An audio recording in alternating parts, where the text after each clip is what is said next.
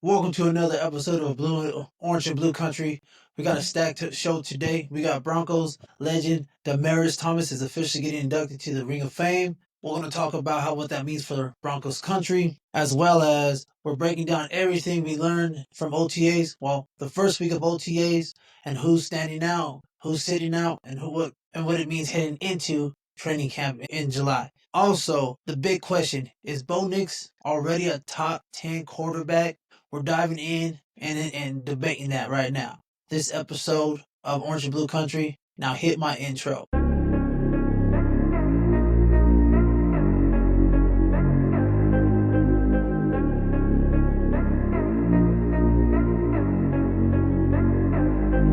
Welcome, everybody. Welcome to Orange and Blue Country, powered by our STP network. Let's get into these proceedings today. We got Demaryius Thomas Ring of Fame, OTA takeaways, and Bo Nix top 10 quarterback. So we're gonna dive into that. But first, I want to get into the preseason. So it dropped, I think last week, or 2 weeks ago. But we're going to San Francisco and then home in Arizona and then to New Orleans. And I know we're going to do joint practices with San Francisco as well as Arizona. So it's interesting to see how these rookies and everybody's going to kind of get together and mesh together second time around with Bo Nix and all the guys here, how the free agents are going to jump in as well and see how they mesh and see how this defense can get going with the two big free agents that they got. But this is the preseason schedule for this year. You know, they're always on 9 News or My 20. I like the night games. I hate preseason early games. To me, it's just kind of weird. But that's a preseason. So what we're going to jump into next is, so I want to get into Demaryius Thomas. He's going to be going into the Ring of Fame, like I stated before. These are his career numbers with the Broncos. He's second all time in franchise history in a lot of categories. Second history in receiving yards and touchdowns. 5-time Pro Bowler, 36 career 100-yard games. Overall, Broncos country probably has been this a long time coming. He's, to me, the best Broncos wide receiver we ever had, and no slight towards Rod Smith, Ed McCaffrey. Demaryius Thomas, even with Tebow, had some great games. Park Broncos country. I love to see it. I love to see that he's going into the Ring of Fame. You know, many others from that 2015 Super Bowl champion, Super Bowl 50 champions, they're gonna be in the Ring of Fame. And I know Ed McCaffrey's not in there yet, and certain people ain't in the Ring of Fame, but this is deserving. I believe he deserves to get in, not just because rest his peace, God rest his soul, he passed, but if everybody knows the overtime walk-off 80-yard touchdown against the Steelers to win to advance in the playoffs. The big time runs he has catches and touchdowns he got when he was with Peyton Manning those 4 years. Just an overall Bronco toughness. Just unfortunate incident and him passing away at a young age. I want to say he was 33 or 34. But again, rest in peace, Demaryius Thomas. Well deserved. Great numbers. There's nothing you can do or say about his numbers. He has awesome numbers. And I think this is something that is going to happen. I believe October 12th. It's Alumni Day. And it's going to be against Russell Wilson and the Giants. So it's going to be rowdy. And if Russell Wilson makes it that far, so we'll see. You know what I mean? So getting to that, and I want to jump into OTAs. Well, the first week of OTAs. The first week of OTAs with the Broncos. So OTAs started.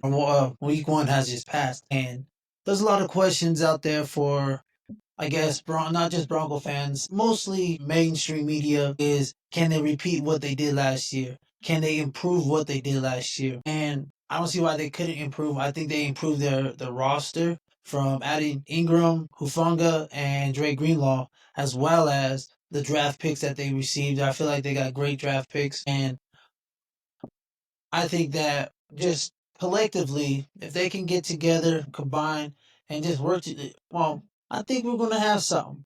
But can we take that next jump? I believe that we can, as Broncos country. I believe we can take that next jump to not just the first round, but third round, competing for or AFC Championship, competing for the AFC West.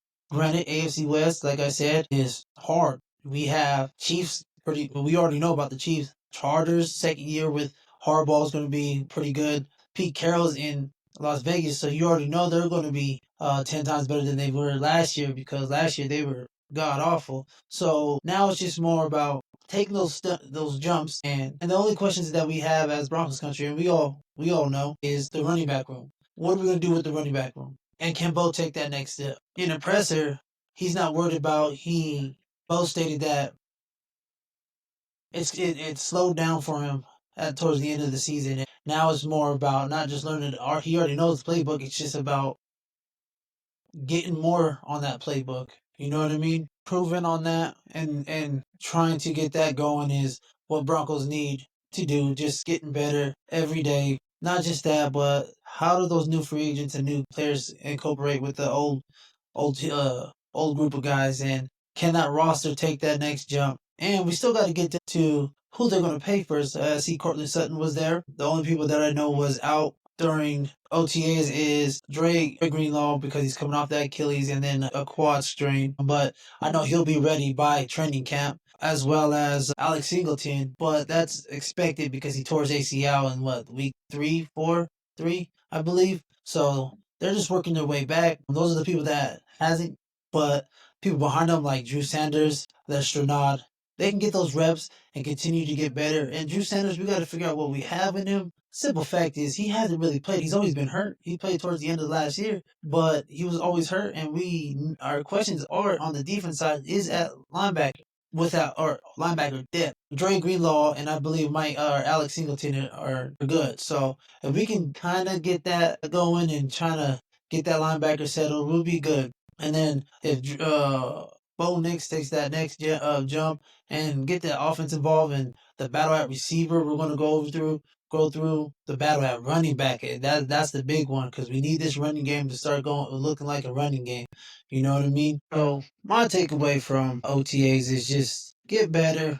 We'll see what happens, going into training camp. Just make it to training camp, honestly. So we'll see. But one thing I want to speak on is the contract situation, sorry, with Cortland Sutton, Zach Allen, Nick Benito, and John Franklin Myers. Like I said in previous videos, that I think that only 3 out of the 4 guys are going to get a new contract with us, with the Broncos, and I believe Cortland is going to get his because he hit every mark and he had his best season last year by far. Well, since the Pro Bowl year, I think Nick Benito is going to get a new contract just because simple fact he's young, up rising defensive end that everybody loves and needs a defensive end. So like they say, what affects the quarterback the most is hitting the quarterback. So we need defensive ends. So I think he'll get his, even though Cooper got his last year. I think Nick Benito's get his sometime either during the season this year or possibly he might get franchise tagged and then some sign. And then that goes all, but he's probably going to ask for big time defensive end money.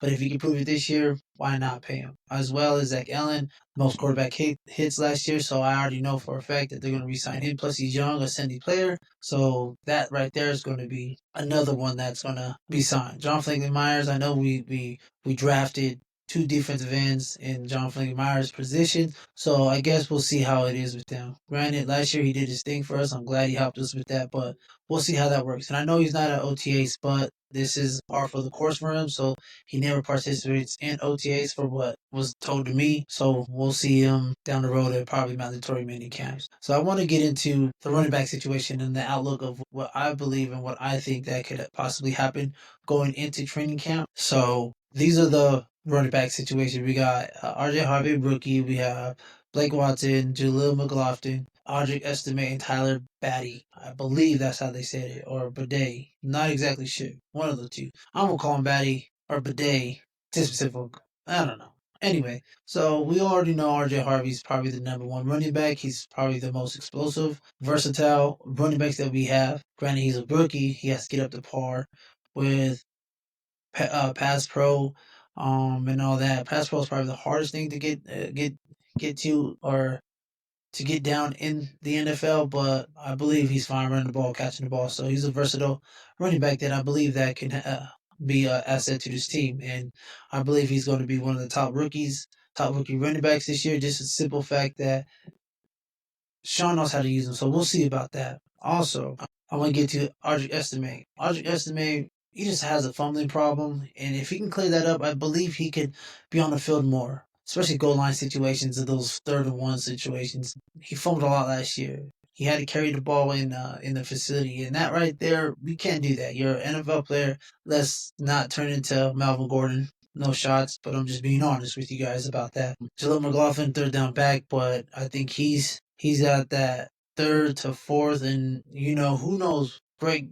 I think he did great last year, but the fact that his blocking he's a willing blocker, but you can't be willing to a 250-pound guy coming barely down at you when you need to protect below Bo Nix. So I get that part, but can he make plays? Yes, but he had the chance last year to make a couple more plays, but he didn't make those plays. I don't know. He seems more explosive, but there's something that's just missing for me. I'm just saying as well. And then Blake Watson, he signed, and I believe signed more than average undrafted free agent last year. But I'm not exactly sure how Tyler Batty and him is gonna. I think they're fighting for that position, or who's gonna stay on the practice squad. Because you're not. I don't think you're gonna get both of them to get through, and especially if they show out. So this preseason, this training camp, those 3 honestly are gonna have to really fight for a position or a roster spot, because I think Audric Estime, because Sean Payton likes Audric Estime and RJ Harvey are on the roster no matter what automatically. It's those other 3 that's going to have to battle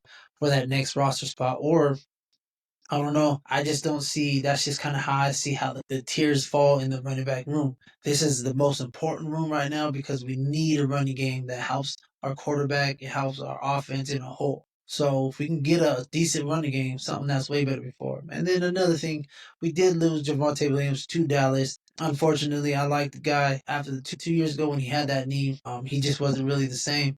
He was on the field a lot last year. The simple fact is he can block. He knew how to block. He can hold up and blocking. So that's something that we need RJ Harvey to get up to speed with. I know Jaleel McLaughlin, he tries, but it's just, unfortunately, he's just not big enough to take some of these blocks. And then RJ Estime, he just needs to fumble. So I believe he can block, but we just need to figure that out. So transitioning on, and what I really want to speak about is, the big media and the big ESPNs and all of them, they always talk about quarterbacks and who's quarterbacks this and all the other quarterbacks that, you know what I mean? Something that I looked at and I stated coming up on the show is, does people believe, not believe, but the rankings us at Broncos country give Bo Nix the recognition he needs just because he's on our team and he's Bo Nix and he did what he did last year. But discussing if where he falls in the top tier of quarterback rankings, me personally, I know where I put him. I think he's a tier right below the top, but other people's possessions. So I seen this. I want y'all to get your thoughts. I don't want to leave a comment and tell me what your rankings of these quarterbacks are. These are the rankings. There you go. Top: Patrick Mahomes, Josh Allen, Joe Burrow, Lamar Jackson. You kind of get, you know what I mean? Bo Nix is the 22nd quarterback on this rankings. Do I believe he should be higher? Yes. Just for 1 year? Yes. They got Jalen Daniels at 8. Do I think he's better than Justin Herbert? No. Do I think he's better right now than Jalen Hurts? No. Do I think he's better than everybody else? Jared Goff? No. So these are some of the kind of rankings that, like, it's just, I don't know why they put this there. So if I had my way, or not my way, if I was ranking these quarterbacks, I'll go Patrick at number 1. We go Josh Allen, I'll put Lamar Jackson over Josh Allen, and then I'll go Josh Allen 3rd, Joe Burrow 4th. We'll go Matthew Stafford 5th. We'll go CJ. Nope, we'll move CJ down. We'll put Jalen Hurts at 6. He just won a Super Bowl. I understand that people get mad. Oh, well, he was struggling, blah, blah, blah. He didn't have to really throw the ball. He just handed it off to Saquon Barkley, and then they just made it work like that. So I'll put Jalen Hurts in that 6, and then I'll go Justin Herbert, and then I'll go CJ Stroud at number 9, and then I'll put Jeff Goff at number 10. Those right there, top 10 quarterbacks to me. And then you follow down the line. Then I'll go Jordan Love. Let's see what else we got. Yeah, see, I don't see it. And they got Cam Ward on here. That's just crazy. But I guess this is their rankings going into this year. But I'm gonna put out my own rankings. I just wanted y'all to understand. Do y'all believe that Bo Nix is a top 15, top 10, maybe top 12 quarterback? I think he's number 12, 13-ish right now. If he takes that jump like he's that we all believe that he would, he can get in that, crack that top 10. So that's something that I want to get into. So that's it for the show. Again, we got OTAs this week. Wow. Yeah, this week, second round of OTAs. We got more news, updates, interviews on Orange and Blue, all about the Broncos, Orange and Blue Country, where we talk all about the Broncos. But subscribe, comment, all that good stuff. Show me some love. I appreciate for those who've already showed me love on all the other shows that we got going on here as well. But hit the notification bell. Leave your comments about where you think Bo Nix falls in the top quarterback rankings, and what you think about this Broncos team going into this week of OTAs and going into training camp. And we'll break down next episode. We'll break down the receiver groups and what I think about the receiver group. So tune in, stay blessed. I'll see you on the next time. All right, now peace.